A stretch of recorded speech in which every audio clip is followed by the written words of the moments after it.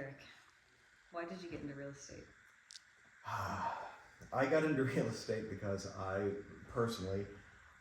like people, and I was getting bored to death sitting in a cubicle. I was a research analyst for about 2 years. I was building spreadsheets and building databases, and that was fun for a while. I like the numbers. That's been helpful to me in my real estate career because you have to be able to sit down and crunch the numbers. Somebody says, how much is this house worth? You have to be able to do that. So I've got that side of my brain, but that's all that I was doing, and I missed people. And so that's the straight up honest answer there. I just missed people. And so I enjoy meeting new people. I enjoy building relationships with them and helping them to do something that's significant. Nobody casually buys a house. I'm just going to buy a house this weekend because I'm bored. There's always something big going on in their life. They're empty nesters now, or they're expecting their first, or they got the job, or something happened. I get to step into their life for a few months there and go through that with them, this big, exciting thing that they're doing. And then, yes, I follow up with them after the fact, but I got to be there for that high point in their life.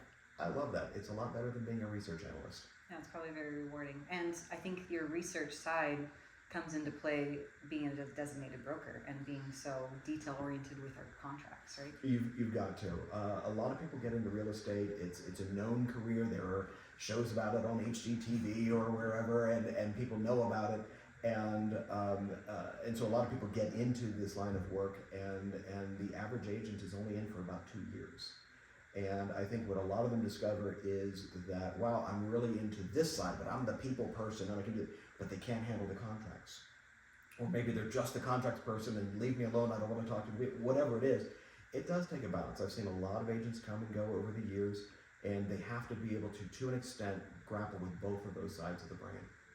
And I would say, like, if you're an agent, you've only been in it 2 years, you're almost, unless you have a team behind you, it's almost a disservice to your buyers and sellers if you don't have a bunch of experience, because you almost need to gain all this experience, like you were saying, wearing all these different hats as a real estate agent, but in the actual contracts and negotiation and the black and white of the contract, it's really good to have that experience and that knowledge. Now being the patriarch, essentially, of our team. The patriarch, I like that.